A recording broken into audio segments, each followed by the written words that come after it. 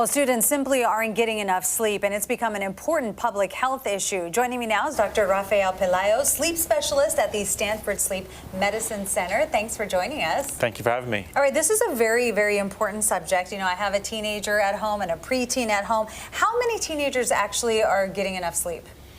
I think if you do with teenagers in general, you should assume they're not getting enough sleep. The Center for Disease Control estimates only about 25% of 17-year-old girls are getting 7 hours of sleep. Wow. So most teenagers you're dealing with are sleep deprived. And the evidence or the way you know if your kid's getting sleep deprived is how much they sleep in on weekends. Because when they were little kids, you have a 4-year-old you mentioned before, yeah. They don't sleep in on weekends. But if your teenager's sleeping in on weekends, they're sleep deprived during the week. And we don't do that with food. We don't say, hey, we're going to starve you Monday through Friday, but eat all you like on Saturday and Sunday. We're going to starve you again on Monday through Friday again. So if your kid's sleeping in more than 2 hours on weekends, they're not getting enough sleep. You know they're not getting enough sleep. Okay, and this can cause so many problems, right? Mm-hmm. So many health problems, also mental problems. It even affects suicidal behavior, both directly and indirectly. That's correct. So now we know that lack of sleep, at least in adolescence, is an independent risk factor for suicidal behavior. Apart from mood or depression, all the other things we think of, and it's a horrible thing. It's still one of the top killers of kids in the United States. In California, I think it's number 2. So not getting enough sleep is linked to this. And the other thing, the most common reason kids die in California, teenagers, is car accidents. And lack of sleep is also tied into car accidents. So we know that by getting the kids more sleep, we're going to improve their lives and also save some lives. And also it affects brain function, things like that, memory even? Correct.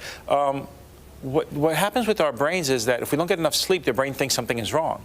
And if the brain thinks something is wrong, the brain takes chances, becomes more impulsive. So impulsive behavior is more common among sleep-deprived people. And they've actually studied this with teenage boys on driver simulators, where they'll sleep-deprive them, and they'll rate themselves as being better drivers when they get less sleep. At the same time, they're making more accidents in the simulator. So it's a bad combination. It's dangerous. Yeah, it sounds like a bad combination. Okay, so let's talk about the reasons why these students aren't getting a lot of sleep.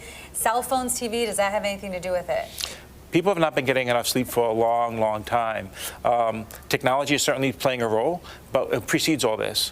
It's not fair to just say, hey, take away the phones and the kids will sleep better. In fact, there's no data showing take away a kid's phone, they're going to sleep any better. You're going to get them angrier, and they're not going to sleep at all. Sleep deprivation is being measured by the CDC started in the 90s, way before kids had cell phones. We think part of the most modifiable factor for it is that school starts too early in California, so the kids aren't getting enough sleep. There's a biological shift when you go through adolescence where you tend to go to bed later. And this is balanced by a shift that happens as we get older in our 50s, where we tend to go to sleep earlier. A tribe of people have to distribute when we're awake and when we're asleep for our safety. So biologically, the kids are tending to go to sleep later, but school starts earlier, and it's a bad combination. Well, you were a part of changing the start times for schools all across California. What's the latest in that, and how will that affect students? So happily, gratefully, Governor Newsom signed into law in October SB 328, which is the first state in the nation that is designed to get kids to get more sleep. And specifically with that law, high schools and public high schools in California will start no earlier than 8:30, and middle schools no earlier than 8 o'clock in the morning. And schools have 3 years to implement this. So they got plenty of time. It doesn't say what time school has to end. It just cannot start any earlier. And if the kids have electives, zero period, things they want to do, they can start earlier.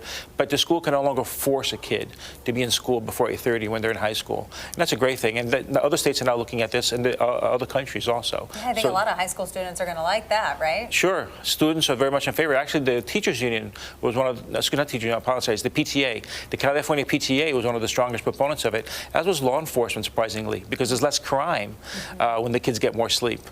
Yeah, that was always a hard one, getting up in the morning to go to high school. And on the weekends, my mom would get me up by just vacuuming my room.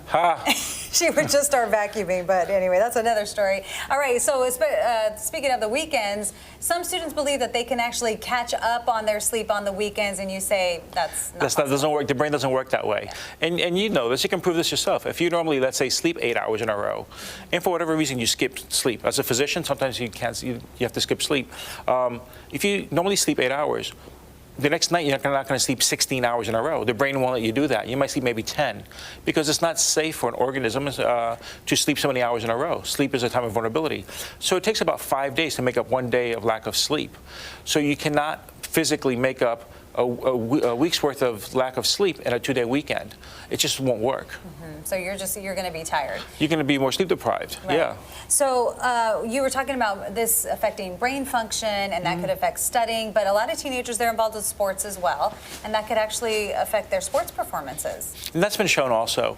The first thing that you'll notice if you don't get enough sleep is you tend to be inattentive. You tend to be grumpy, affects your mood, and you're inattentive. A lot of people are grumpy in the morning, inattentive, they need coffee. And sports is a lot about attention, and hopefully that's one of the reasons people have the home field advantage, right? The 49ers are going to keep doing well, but you get to sleep in your own bed. So what they've shown is that teenagers and college students, Stanford Athletics has studied this, that things like scoring 3 points in basketball improves with more sleep, and also there's less injuries to the players because you're more attentive. So if you're doing practice and rehearsing things, it's easy to make mistakes because you're bored, and when you're bored, you drop your attention and you get injured. So sleep help improves this also. So how important is it to have a consistent bedtime every day and start young, right? I think it's more important to have a consistent wake-up time. Okay. That's more important than bedtime. Because it's easier. See, if you force somebody to go to bed, it's hard to do that. They get angry. Little kids will get angry at this. It's easier to have a consistent wake-up time. It's easier to wake somebody up than to force somebody to fall asleep. Okay. So if you lock in the wake-up time, the fall asleep time will self-regulate. If you try the other direction, people get upset. It's always easy to push away your sleep. You can always stay up a little bit later. But if you lock in the wake-up time, falling asleep time will self-regulate, and that's what most kids will do. You should have memories of that pleasure waking up on a Saturday morning, didn't have to go to school, jumping out of bed. Sure. You know, your 4-year-old won't sleep in on a weekend. They're just happy. Yeah, right? She's up, 7 o'clock. Yeah. Thank you. You wish they'd sleep in, but they won't. They don't need to. They don't need to. That's right. Well, Dr. Pelayo, thank you so much. Thank you. Very, very useful information.